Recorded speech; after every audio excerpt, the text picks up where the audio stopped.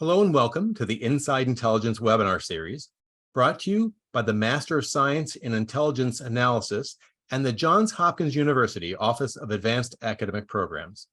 Today's event features a discussion with Barbara Sude on pre-9/11 intelligence analysis. My name is Peter Huggins and I'm the event producer. Please note today's event will be recorded and uploaded to the AAP YouTube channel under the Inside Intelligence playlist. During the program, if you have any questions, please feel free to use the Q&A function, and we'll answer as many questions as possible during the Q&A portion of the event. With that, I will turn over the event to our moderator, Dr. Michael Ard, Program Director and Senior Lecturer for the Master of Science in Intelligence Analysis program. Thank you very much, Peter. Welcome everyone to Inside Intelligence.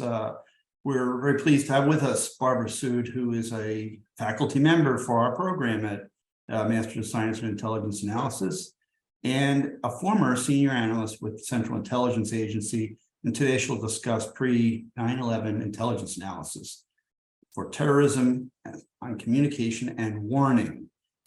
She's been an adjunct lecturer for our program. She's also 30 years with CIA, where she specialized in the analysis of terrorism, political Islam, sub-Saharan Africa, and the Middle East.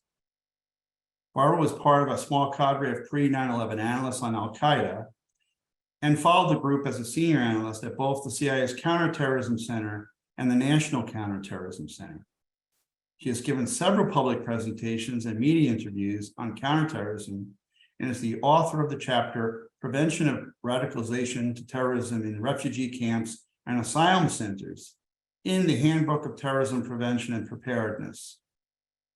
She also is lead author of Lessening the Risk of Refugee Radicalization, Lessons for the Middle East from Past Crises, which was published by RAND, and co-author of Knowing the Enemy, Understanding the Islamic State and Principles for Defeating It, also by RAND. She received a Bachelor of Science in Arabic from Georgetown University and her PhD in Near East Studies from Princeton University. Barbara, thanks for being with us today. I'm happy to be here, Michael. So you have a few slides for us. I will let you take over from here, and then we'll be on with the presentation. Yes, I'll start off. As you are all undoubtedly aware, the 9/11 attacks by al-Qa'ida on sites in the United States has often been listed as one of the greatest intelligence failures, along with Pearl Harbor, for example. And it's taught that way in the intelligence courses. But to assess how well or poorly intelligence analysts warn decision makers of the threat that al-Qa'ida posed to the United States, you have to look at four different issues. Intelligence community priorities from the mid-1990s to 2001, policymaker interest in the subject, the concept and mechanics of warning, and the way intelligence analysis is written and communicated. I was an analyst, as Michael has said, in the CIA's Counter-Terrorism Center from the latter part of this period, working al-Qa'ida from the 1998 bombings in East Africa well into the 2000s. And I was the principal drafter of the President's Daily Brief presented on August 6, 2001. That's considered by some to have warned of 9/11. Some questions about that, however. Was it a warning? And would the piece be written the same way today? I'm going to put up some slides. I'll be covering these topics: intelligence community priorities, and I have to add to that resources from approximately 1991 to 2001. What I have to say is that terrorism was not in then. Nation state threats were paramount. So there was no real place at the table for non-state actors or global issues, really, for that matter. Everybody came into the State Department representing different countries or different regions, but not a transnational issue. And nation states were also paramount because most senior government officials had a Cold War background. For example, the National Security Advisor, Condoleezza Rice, was a specialist in Russian. So terrorism was not important for policymakers unless an incident occurred. And even then, their interest quickly fell off after the crisis had passed. So in CTC, we were more likely to brief NSC staffers, perhaps congressional staffers, and occasional members of the Congress than we were to brief the White House. But the important thing to remember is that what historical terrorism, like Hezbollah's attacks in the 1980s on US interests, for example, in Lebanon and several plane hijackings, what that created was a more integrated IC effort, both operational and analytic.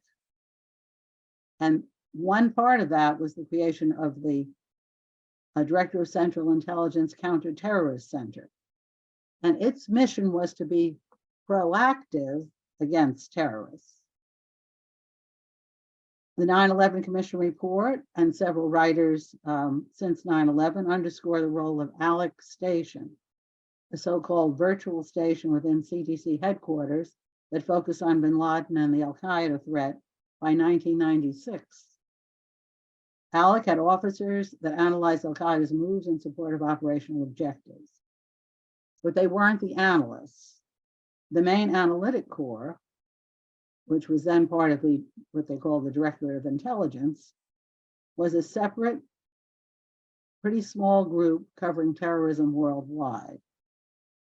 A couple of branches there focused most often on al-Qa'ida, including one called bin Laden branch, or what would later be called al-Qa'ida Central. And that's where I was working from immediately after the 1998 bombings in East Africa. But I should note, though, that other parts of the analytic corps address al-Qa'ida activities when it occurred in their region. Something Southeast Asia, the Southeast Asia analysts would cover al-Qa'ida too. But it was not a prestigious place to work. I think I ended up there because I failed at one thing and they gave me a choice. And since I'd worked on the Middle East before, if it will terrorism, that's me. I'll do it, I'll take it because I have an interest in that. Next, if we had wanted to write background for policymakers, were they even interested in it? Now, after the 1998 Africa bombings, policy interest in terrorism grew, and some additional resources trickled into CTC. But it was still only one of many policy concerns and not the top one. And a policymaker has to be willing to hear the message. If they're not interested in it, they won't listen to you. They won't ask for further information. And we know from several publications since 9/11 that many officials in the Bush administration, George W. Bush, were focused on the threat from Saddam Hussein in Iraq and not necessarily on bin Laden. And what we found working in CTC was they were keen to connect bin Laden with Iraq. And we often had to respond to taskings about, isn't bin Laden supported by Saddam? Or aren't they very close? And that was something that could be a distraction from other work in the lead up to 9/11. Now the idea of warning itself, it's a major concept in intelligence work. That's what you're there for, to anticipate, to warn. Now, after the bombings especially, there was a fear among senior managers of the agency and some policymakers that we would miss something, that we would miss an attack. And there was an emphasis on what they call duty to warn. You have a duty to warn. Well, that also had downsides. We would look at any threat report that came through, we would write up. And so that led to kind of a scatterbrain effect. You know, there's a threat in the Middle East. And of course, we had within our office, we had people covering other terrorist groups besides al-Qaeda. But let's take al-Qaeda. Well, they're going to attack in Europe. Okay, we have to write that up. They're going to attack in, usually it wasn't Latin America, let's say Latin America. We have to write that. Southeast Asia, we have to write that up. And there's, well, maybe they're going to attack in multiple places at once. Now that's where I got into trouble one time. We got a report with a grandiose scheme of attacking in multiple places. And my boss said, we have to write this up, duty to warn. And I said, I don't know about, you know, whether that's a really good source or not. And all right, we wrote it up. It went upstairs to be edited. I don't know whether it was a PDB, maybe it was, there's a lower level publication then called Senior Executive Intelligence Brief. But when it went to the editors, they asked me, like, how credible do you think this source is? And I said, I don't think it's really that credible. My boss heard about that and whoa, came down on me for saying that to the editors. It was published. Barbara, was that So before we were 9/11? pushed Or not to miss anything, and we couldn't keep a bigger picture and focus even ourselves because we were scattered and we didn't have enough people. Remember, we got a few more people after the Africa bombings. And because of all these locations where there might be an attack, many senior policymakers lost sight of the fact that it could be in the United States, that an attack could occur in the United States. They thought, well, it's going to be overseas. And after 9/11, I heard even some senior agency managers say, I thought it was going to be in the Middle East. CDC said it was going to be in the Middle East, but we never said that. We had one threat report that said it was going to be in the Middle East, but not all of them. And then the other problem with warning in this manner is the proverbial cry wolf syndrome, or what's also been called warning fatigue. They get tired of hearing about it. And at one point, the George Tenet, the then director of Central Intelligence at the time, had us write letters to policymakers, would send them around, you have to think of this threat. And he'd send them around to senior officials. And I don't think that got anything. That was another example of, just warning, warning, warning. But if he would say, you have to worry about it, you have to worry about al-Qaeda, but it just never went through. The other problem with warning is the policymaker can't act unless you give them something actionable. It has to be specific and it has to be not too far in the future. And I think this is true, like from my limited experience looking at history. I'm not a specialist in military history or anything, but I think that policymakers are reluctant to expend resources and get people fired up when they're not sure enough about what's going to happen and where that response has to be focused. And everything is expensive. So it's nearly impossible to convince a leader to act if you don't have timing, location, or specific type of attack. And in counterterrorism, that's what happens most of the time. You don't know when, where, or what exactly is going to happen until they've proved they can do something. So the Africa bombings did prove something, but those were car bombing, they were vehicle bombs. That's a different story than taking planes and attacking. And so we have no interest on the part of the policymaker, basically, all right, a threat, but what do you want us to do about it?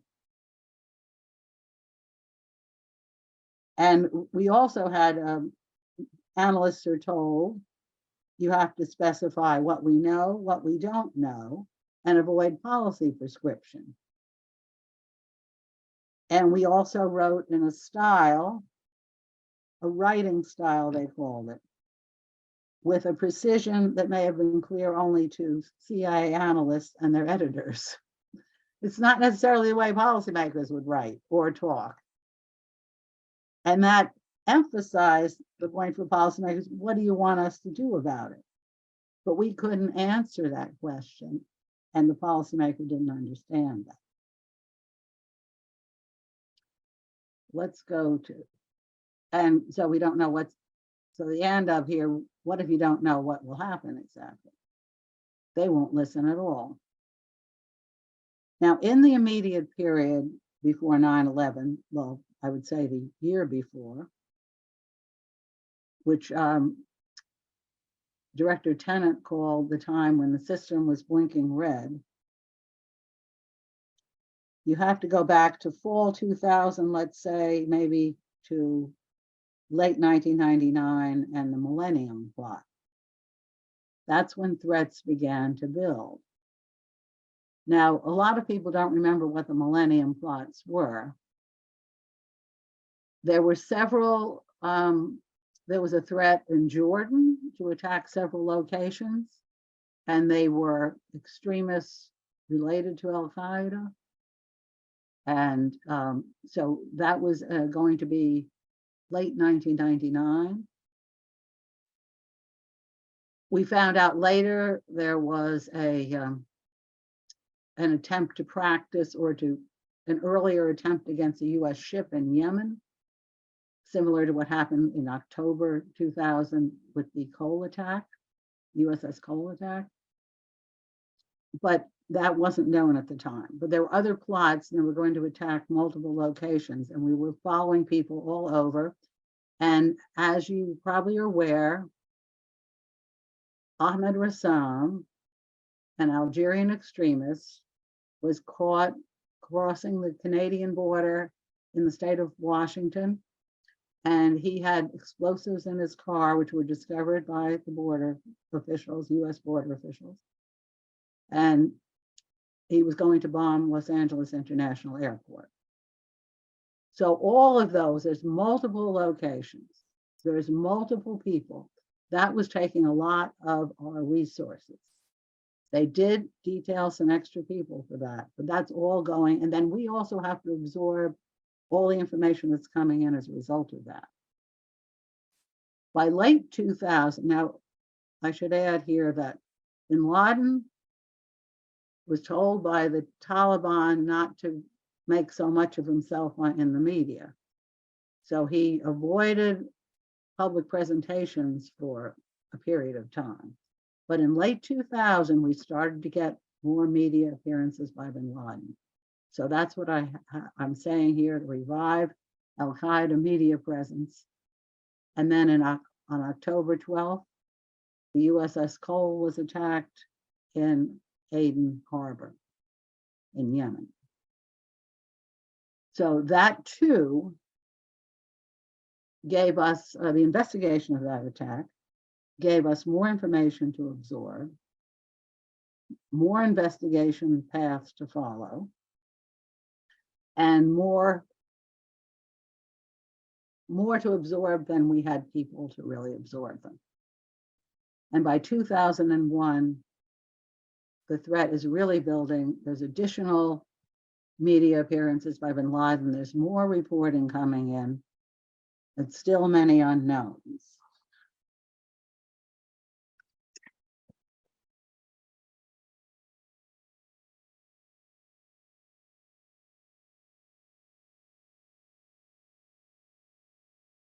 So we had to, when you see that, the 9/11 Commission report said 40 PDBs were written. As I mentioned, there were, and that would have been most of them would be from our analytic unit. And other pieces like the Senior Executive Intelligence Brief. So we had no time to think, to put things together. And And then the major al-Qaeda media appearances with great threats. There was a very long video around in May or June, which was like an hour-long presentation, which was extremely threatening. We had to analyze that, report on it, and there were numerous other reports going on. At one point, I myself wrote 4 pieces in 1 week. Each one has to be researched, edited, reply to the editors. So some of them may not have, a couple were PDBs, maybe a couple were seeds. And I was just one of the people. If you look at the 9/11 Commission report, there are footnotes, and those footnotes show you what exactly we wrote in that time period. At one point, there was a lull, especially in June and July. And the policymakers asked, have they stopped? Did the threat stop? And we answered, no, they haven't stopped. At one point, we heard something was postponed. We didn't know what was postponed, but okay, if they postponed it, they're still going to do it. They don't give up. They're still going to do it. So I and my colleagues constantly reminded policymakers, but there were multiple pieces on different subjects. And at one point we were also sent, well, you guys might be missing something. You have to be sent for an alternative analysis course. So we all troop off to an alternative analysis course. And the first thing they give us, they say, did you see this Tom Friedman column from the New York Times that says one of the threats was probably a hoax, and all these things could just be hoaxes. And we were appalled to make that's your alternative analysis, that nothing's going to happen. And I think that was a disservice too. I talked to Friedman later. He didn't really give me a good explanation. I mean, that was alternative analysis, that nothing's going to happen, because one of the threats involved pulling Navy ships out of Bahrain. But all right, we took the alternative analysis. When I came out of that, I got this tasking. And that was for the President's Daily Brief, to write a President's Daily Brief on bin Laden and the United States. And all I know was my boss came over asking for this piece.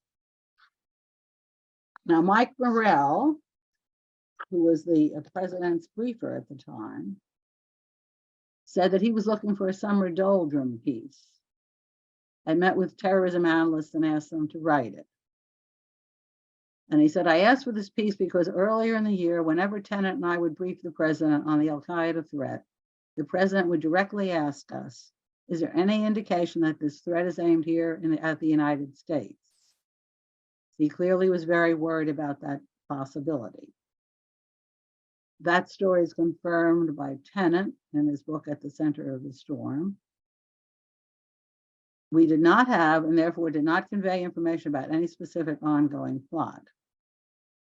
We also have heard that senior analyst managers said that they proposed the piece. So all I knew was I had to do something about bin Laden and the United States. So what does that mean? Well, I said my first thing was, I can't write about the United States because that's the FBI, not CIA. So it has to be coordinated with the FBI. And so I contacted FBI analysts and got information from them. I also talked to my colleagues, because PDBs are a group effort. There's not one person that writes it, it's more of a corporate thing. And this is what we came up with. I'll get into more detail about this later.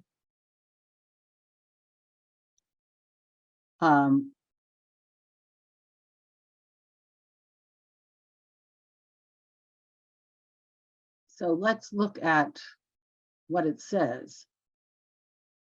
Is it a warning? It was taken as a warning later by the 9/11 commissioners, perhaps. That shouldn't have been ignored by policymakers.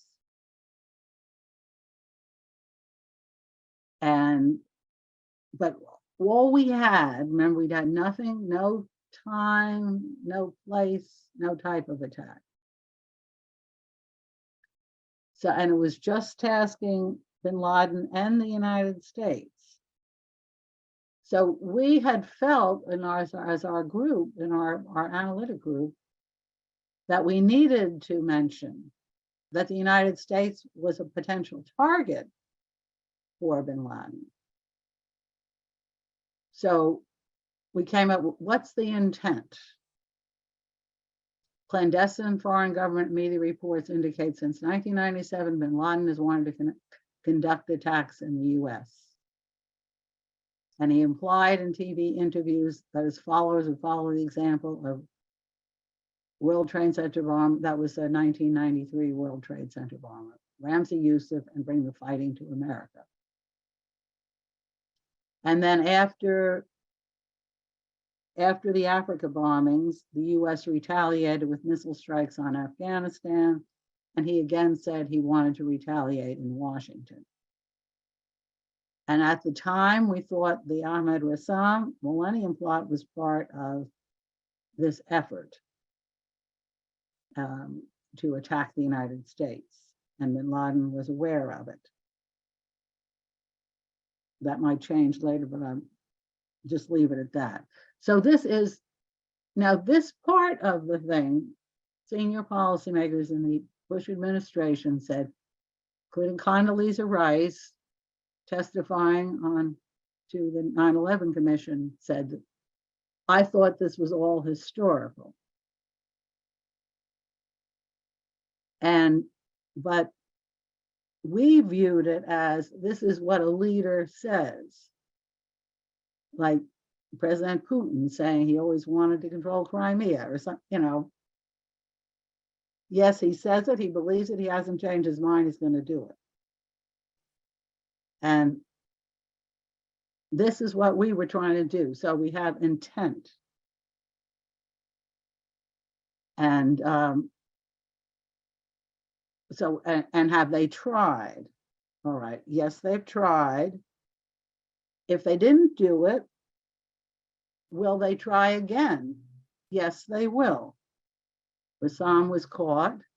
The other thing that wasn't historical is this information from Rassam was provided by the FBI in July of 2001. So it was recent information from Rassam, even though his attempted plot took place the end of 1999. The next part I won't go into, but that was more capability. They have people in the United States. And they have had for years. We didn't know about the hijackers. Now, then the last part is where it seems to be a warning. And so we had earlier analysis about, in 1998, bin Laden wanted to hijack a US aircraft to gain the release of blind Sheikh Omar Abdurrahman and other US held extremists. That 1998 PDB is also in the 9/11 Commission report. This was a different thing, though, than what happened at 9/11. And for some reason, we use this term sensational. That's why that's highlighted there. This, I don't know why that's in there. I think that makes the reader dismiss the report as, all right, that was nonsense. That's not important at all because it was sensational. I think that, so it was a bad word there, and I think was used, I probably used it because nobody had found anything from the previous report. There was an investigation. There were going to be New York area airports where the hijackings would take place, and nothing was found. So I think that's why the term sensational is there. But if you were to ask me later, what would you have rather done a different way? That's part of it. And then the current situation was FBI information indicates patterns of suspicious activity in this country, consistent with preparations for hijackings or other types of attacks, including recent surveillance of federal buildings in New York. Well, the hijackings thing is not good tradecraft. And I'll tell you, I was talking to the FBI and I said, what are you seeing? And one of the FBI analysts turned to a colleague, it was over the phone, so I couldn't. She asked a colleague, aren't you seeing hijacking threats? And I said, I'm thinking the same thing. So I put it in there. I'm thinking this, would that fit the current directive from the Director of National Intelligence, ICD 203, that where's your source? There's no source.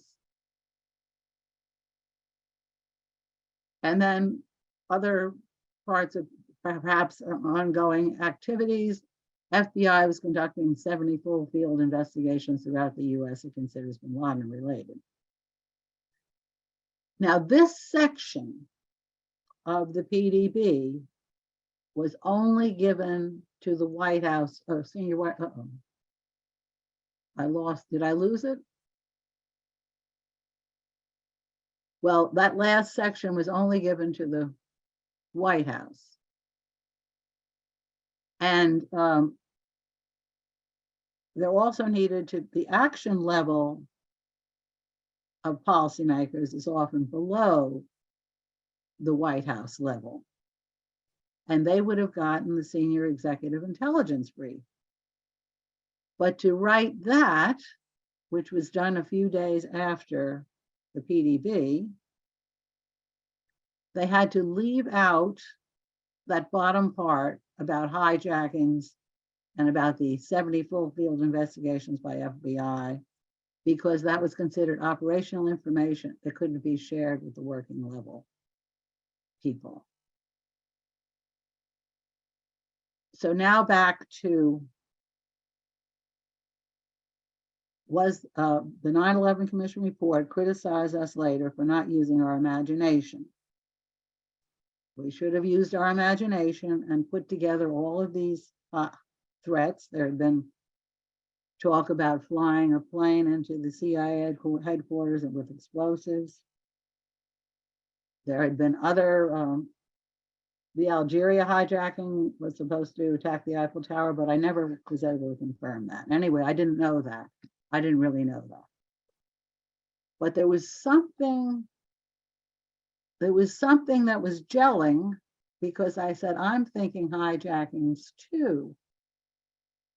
And the only thing I can think of is we were getting so close, almost, but not quite, imagining something.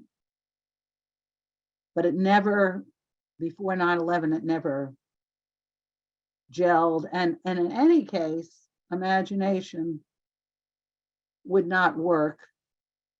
To get the policymaker to act, you still need something actionable, you need something specific, you need to know exactly what's going to happen, or they won't do anything. So we wouldn't have had a place or a time. But I think something was going on. I just realized that years later, because there was the 1998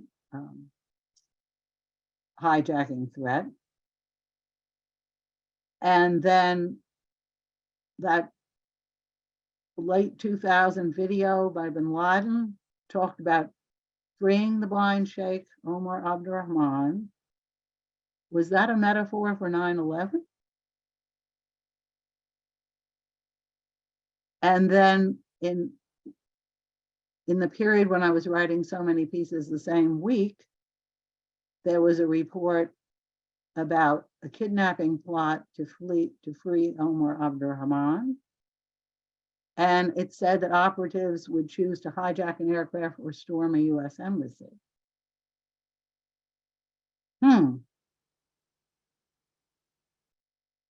So there was something here, and Richard Benvenisti, who was one of the 9/11 commissioners, said that the PDB was prescient.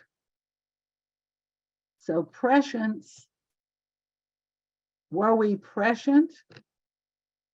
Did we get a vibe? And I don't know. It's only years later I figure there's something like we were getting so close, but nothing, still wasn't there. And so, as I said, there are ways we could have written it differently. Could have left out that sensational. We could have started out with all those threats we're getting all year long. Maybe it is about attacking the United States, and put that in the headline. We'll put it in the first part of it. But we didn't do that. So I'll leave it at that and turn it over to Michael for questions. Thank you very much, Barbara. That was great, really very insightful about that process, and it certainly rang true, especially when an analyst is working on a very hot topic and taskings and assignments are coming in fast and furious, and you barely have enough time to just go from one to the next. And it's very interesting, I think, thinking back on it, how people can read that PDB today and say, and we have seen this, right, where they'll say prescient or this completely missed the boat. I mean, so and you can read, if you feel, our viewers feel like studying it, you can find all these different views on the PDB. Anyway, I'll ask a question, then let's get to our chat here, because there was, when we look at, like, we say a sensational report or something like that, you're trying to convey that you don't know about the source, but you don't feel comfortable about not mentioning it. And what I recall somewhere, and a lot of this was, part of the picking apart of the, in the 9/11 commission and whatnot. Well, we had this source for this person said, maybe they're thinking about using aircraft. And it turned out it was from a police officer down in the Caribbean was the source. I mean, and this is all in the public record, folks. So, but the point is, what do you do with that when you're an analyst? Why would this person know that? How do you take that seriously? That's so true. And we had many reports like that. Now, I don't remember the source of the 1998 thing. There was some credibility to it, but again, it had been investigated. There was nothing they found, no people, no. So, but, that was just added to our repertoire of items we knew about but couldn't put together. Let's go to the questions from some of our audience here, and Veronica, I think, was the first out of the gate, and she asked, "Did you have strategic and crisis communication experts in your office to assist with briefing leadership?" No, not that we knew of. Everybody had training, some sort of training and warning. That was part of the basic courses, and there may be people who had some background in it, but we didn't have anybody like that.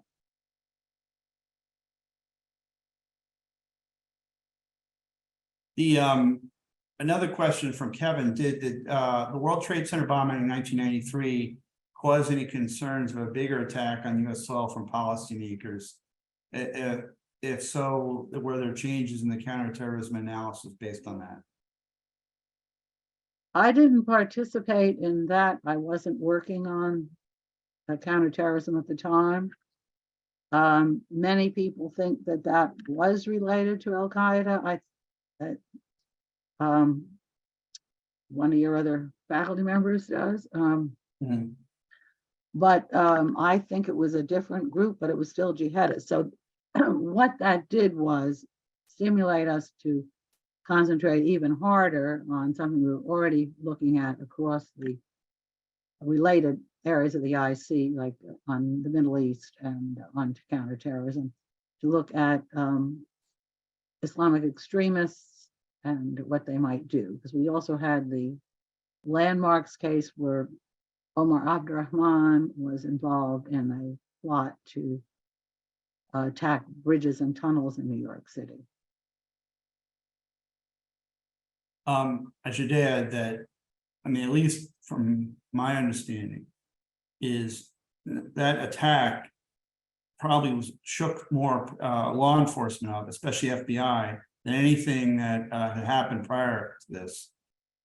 Given that it was just after the Cold War, FBI was still probably winding down from that focus, and all of a sudden this thing happened in New York City, and it became an enormous effort on their part to investigate it. Of course, they did a great job, but one special agent at the time who was working Southern District told me that we were chasing Bulgarian diplomats back then. You know, it was not on the radar that that this was happening. So it was really one of the first shots in the global jihadist war. I certainly agree with that. And there was enormous damage to that parking garage and below the World Trade Center, which I read about it at the time. You know, I read what the analysts had put out, and you know, it was just shocking, the amount of damage. Right. And let me get to another question. This is an Afghanistan question. What do you think today, Barbara, about Afghanistan as a safe haven for al-Qaeda? And do we see that the any perhaps ties with the Pakistani army or intelligence that may be linked up with that? Well, it's not my specialty to follow Afghanistan. In the past, there has been an issue with the Pakistani intelligence. There are a number of books written on it. There's some recent ones. There always seemed to be someone within the Pakistani military intelligence that had ties to people in Afghanistan. And of course, Pakistan was responsible for fostering the rise of the Taliban originally. They've also suffered, though, from terrorist attacks. So they have to walk a fine line in dealing with the Taliban. But there's certainly a potential for them to harbor additional extremists. They do know what happened when they harbored bin Laden, though, that basically their whole infrastructure was destroyed. So that may have been, but I don't know. I don't follow it now, so I really can't talk on that as an expert. Let's get back to CTC and you know that period there, Barbara, because you know there was what do you see as, and one of our viewers asked, what do you see the reasons for the shortage of analytic resources at the time? Was it budgetary? Did leadership not want to approve recruiting and tasking for more analysts? Well, was this just other issues that were involved in getting the resources CTC needed? Well, first of all, as I mentioned, it wasn't considered important. Counterterrorism wasn't that important, especially once the Hezbollah threat faded a little bit. It was still there, but not like it was during the 1980s. And so it didn't get money. It basically didn't get resources from whoever was doing what the director of intelligence then should have. That didn't come to us. After the Africa bombings, we had to fight for it, but a few crumbs were thrown our way. We got some additional people. So the Africa bombings also brought more people into the bin Laden account. One of your faculty members was once one analyst doing al-Qa'ida. But so a couple more of us appeared, and then about 99, 2000 period, a few more came. But you're not talking about what happened after 9/11, when a couple hundred people were added to the office all of a sudden, all of whom we had to train because they didn't have a background in counterterrorism. And this grew over time, didn't it, Barbara? I mean, when CTC was started in the 80s, I mean, this was just a handful of people. That's true. I had some experience with that because I was working on collection issues, and I'd visit them from time to time. Yes, you'd have a couple Latin America people, a couple Hezbollah people, then they got a few more over time. So you had the Egyptian, and the Saudi, that kind of thing, and maybe a few Southeast Asia. You may have mentioned it, but it was also, there were FBI agents also in CTC at the time, correct? Correct. They didn't work as analysts. They were in the operational side. And I consulted one to find analysts I should talk to for coordinating that piece.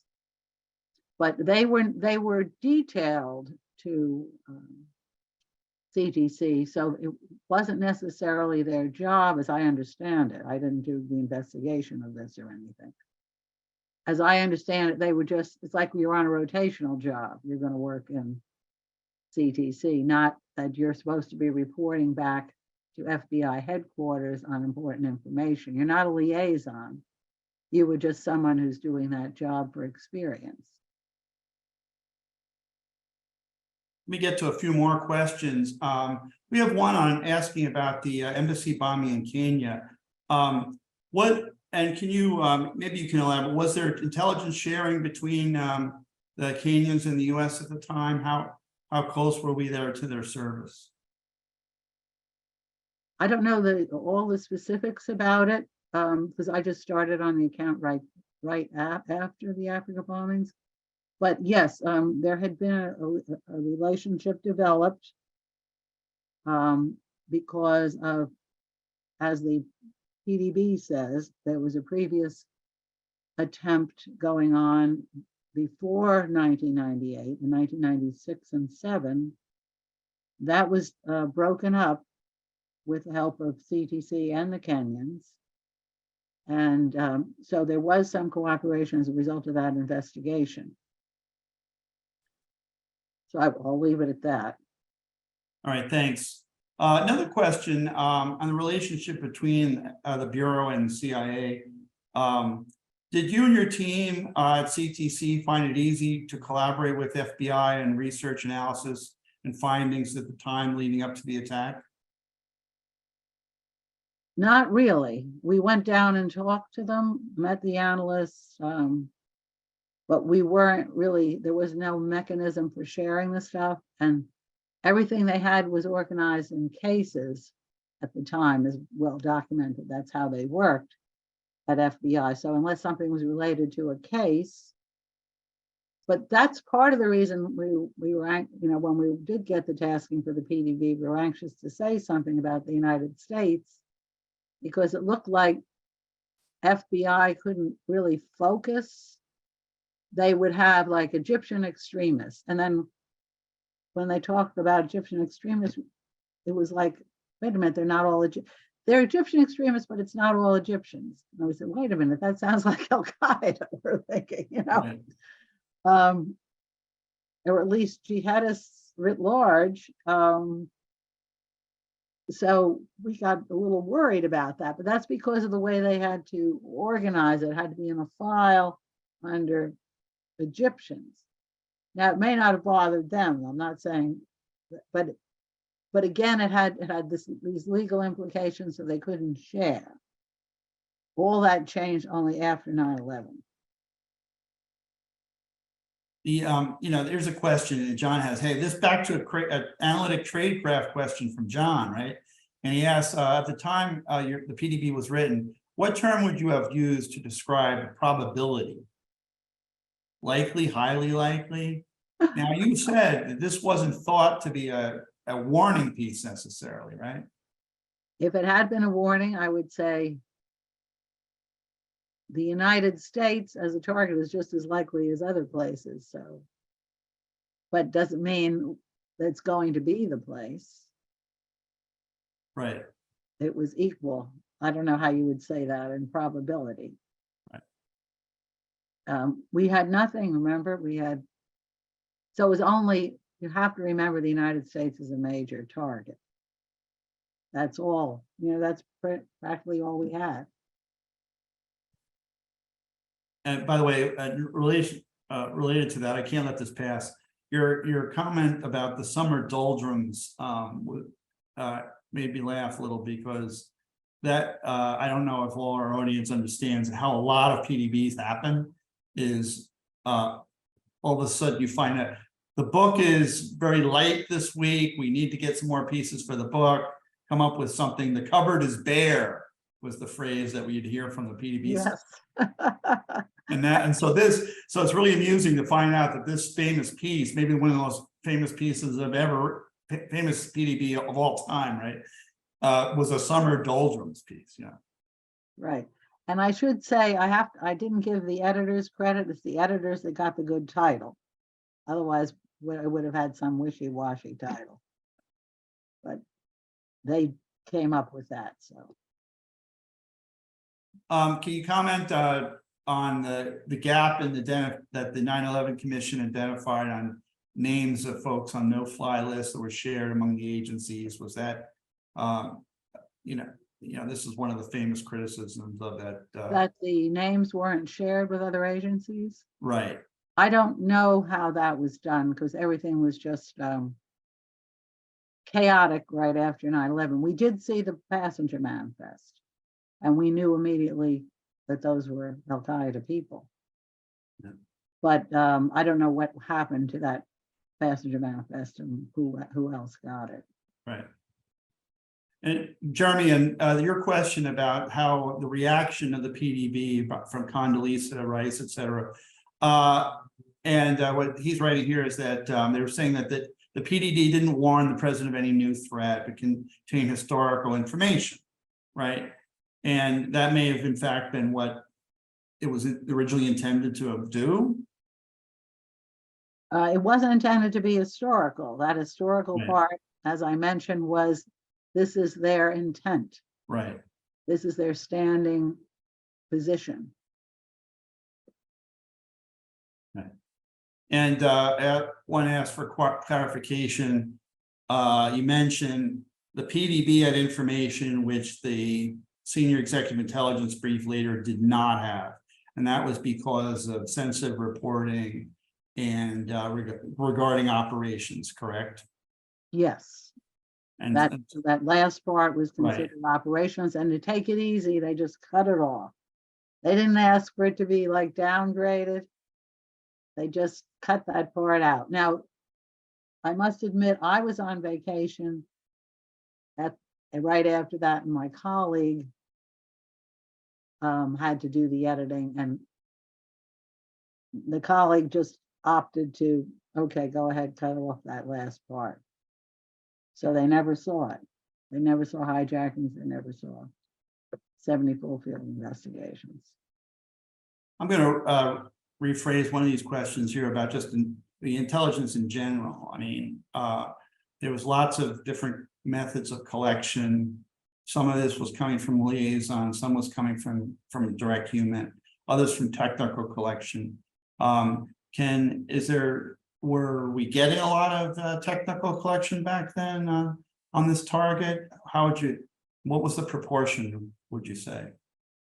I would say the technical collection was very important. It was maybe 50% of our material. Getting good human was very difficult. Somebody asked, here Sam asked about a comment on an Israeli officer who was monitoring air traffic at the time of this event. Is that ringing any bells with you? No, oh, the Sudan thing? What was it regard to? Monitoring local news for listening to air traffic on local news. That sounds like a conspiracy theory question. Yeah, I don't remember that. There was some other issue All right. that picked it up, I remember, but that Yeah, was. that sounds like that sounds a little bit of a conspiracy theory. Now, I see Cindy said there had been a intelligence officer for warning, but that had been done away with. I saw on the board there. Yeah, we haven't had an intelligence officer dedicated to warning, I think in 10 years at least. Out of the NIC. For bureaucratic reasons and others. And it still would have been difficult to get. I guess the important thing about having that, if there was more of a interagency or even cross CIA effort, would have been to stress that the bin Laden threat was very important, or the al-Qaeda threat was very important and maybe comparable to others. And that was very difficult for us to get across otherwise. Right. Still a few more questions to get to. Barbara and I will try to rattle through them as quickly as possible here because we're getting up to the hour. But Barbara, you attended an alternative analysis course. What back then were we using a lot of structural analytic techniques in CTC? Not so much. Well, we were trained in basic ones all along. Mm-hmm. And the alternative analysis developed some of those tradecraft issues, but not a lot. It was just like brainstorming and coming up with alternate views. So for us, if there had been an alternate view on al-Qaeda, would have been they're not going to do anything. That would have been the alternative analysis. But everyone was required to go, but not all at once. But you know, we were done in shifts. We went because we were so busy. But I don't remember the specifics of techniques they used. And by the way, folks, this will recording for this will be published on the Johns Hopkins AAP YouTube channel in a couple of days. So if you can't see the whole thing or didn't start from the beginning, you can certainly catch it on that. All right, so let's see. We got about to the top of the hour here. We've covered a lot of these questions. Sorry, we're not going to get to them all. But I really appreciate everybody's engagement on this topic. There certainly is. It certainly is an interesting one. We thank very much, Barbara, for being with us and sharing your insights. We were looking forward to having you do it. We'll also be, the recording this will be up in the YouTube on our YouTube channels soon, and there it will reside in immortality on the web. But thank you very much again, and for your service during that time as well. Which was one fraught with a lot of difficulty, and thanks and you'll be teaching, as you always, the art and practice of intelligence for us and research seminar, and we really appreciate having you doing it. I enjoyed talking to everybody. And by the way, join us next week, Wednesday at noon Eastern Standard Time, where we'll be talking with Barbara Alexander on Open Source Institute about the use of open source intelligence, and look forward to seeing you there for that. With that, we'll say goodbye for everybody. See you next time.